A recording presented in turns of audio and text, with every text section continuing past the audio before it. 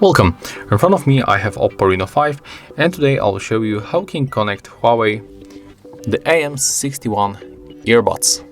So it's very simple. All you have to do is just simply at the first turn off these buds. When they are turned off, you have to click and hold this button, middle button, and take a look on the indicator.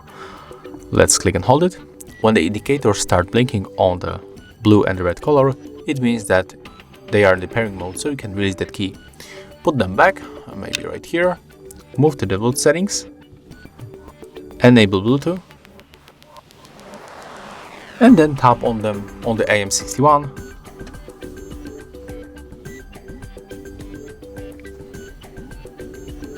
Accept pair, and as you can see, we are connected. It was very simple, right? So if you found this video helpful, remember to have a like, comment and subscribe to our channel.